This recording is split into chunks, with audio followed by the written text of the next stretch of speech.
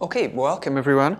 Today we're going to talk about simple lighting techniques for your at-home workouts. Now, a few of you may have found this channel through some of my previous videos on how best to film your at-home workouts, especially during 2020 and 2021. But I thought I'd give a little update and break down the different individual sections that you might be considering when you're filming your at-home workouts. Now, in the past, I have filmed probably over 600 different videos with my partner Helen, who has an online mindful movement platform. And as well as that, I've filmed for a lot of different brands, filmed their workout content. So let's get into today's topic, which is lighting. Now, lighting can be as complicated or as simple as you want it to be. And it is one of the first questions that everyone asks me because it is one of the more trickier things.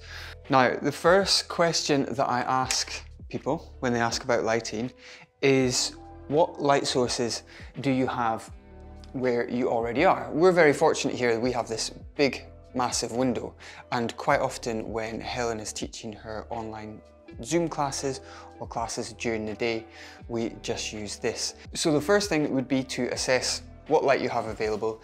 Do you have a reasonable size window in the room where you're going to be filming your at-home workouts? And the closer you can get to that window, the better it is. Now, obviously you've got a little bit of a juggling act because you don't want to be super close to the camera, which will be by the window, because you want the distance so you can show your full workout. So get as close as you can to the window while still maintaining distance from the camera to show your workout, whether that's yoga, shoulder presses, or whatever. Judging by those movements, you can see that my expertise are better behind the camera than in front of it. Also, an option could be your overhead lights.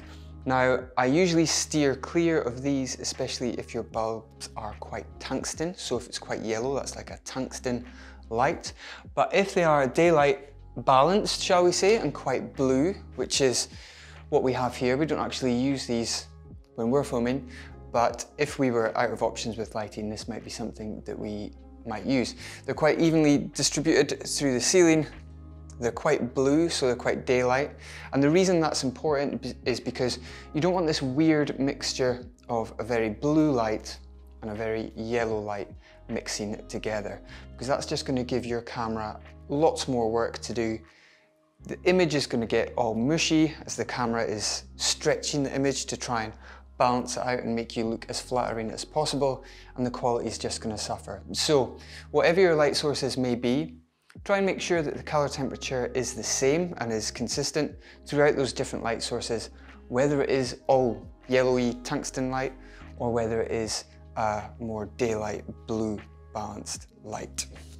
But let's say you don't have access to that, you don't have access to any overhead lights, and the window situation is maybe just not quite working out for you there.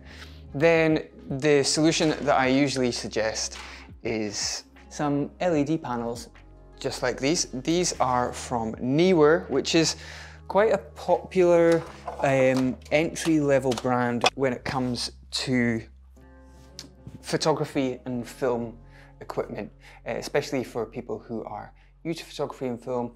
The build quality isn't, industry film standard, but the price is fantastic. And actually we've had these for probably 5-6 years, maybe even longer. They cost about £150, and we took them around the world when we went traveling and when Helen was filming on the road, and they're absolutely solid. One great thing about this, going back to the light balancing thing that I was talking about earlier, is that you can change the temperature. So there we go, that's it, full tungsten, full yellow, and then we can go daylight. So you want to match your light color to any external lighting sources that you might have, and balance everything out there. So this gives you a lot of control. Say if it's sort of getting late in the evening, it's getting a bit more yellow, you can just kick in a bit yellow there, take a little bit of white out, a little bit of blue out. Or if you want to make your videos a bit more cozy and a bit more warm, you might just go full warmth. Just make sure you're not going too yellow, otherwise you'll look yellow and the situation might get a little weird looking. And the last thing to consider here is where to put your lights. So how I usually balance things is I will have one light slightly lower, and in height that is, and one light a bit higher. And that is to just help give an even distribution of light across your subject. If you just have one light source, say high up here. We have a lot of daylight today, so it's harder to kind of demonstrate this. But if I've just got one light source here, you're going to get very directional shadows, and it's going to be quite a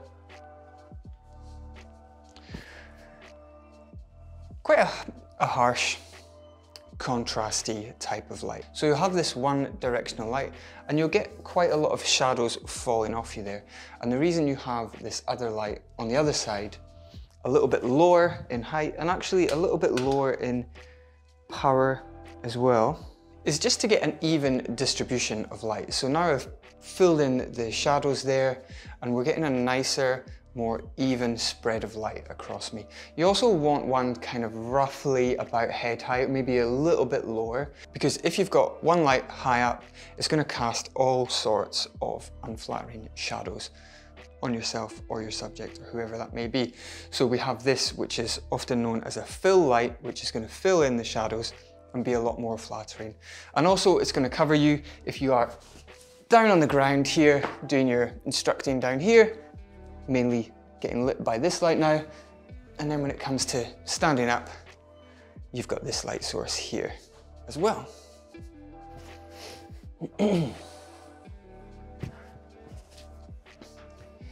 Hopefully that's given you a little more insight into how to light your at-home workouts. I'm actually going to go into a little more depth with things like color balance, how to use reflectors and other things you might want to consider when lighting your workouts. I'm going to go through that in a future webinar. It's linked down below. The reason for this is I often get asked kind of similar questions, and I have done a bit of consulting in the past with other people who are setting up their online business. But I think a webinar would be a great opportunity to sign up for a far cheaper fee, and also we'll have a Q&A at the end for probably 30 minutes where everyone can get their questions in and hopefully we get all those answered. So there's a link in the description below. Make sure you sign up to that if you are interested, and stay tuned and subscribe because I've got lots more other videos in the works covering things like audio and camera settings and all that jazz, anything you might need to know when filming your at-home workouts. So thanks for watching everyone, and I will see you on the next one.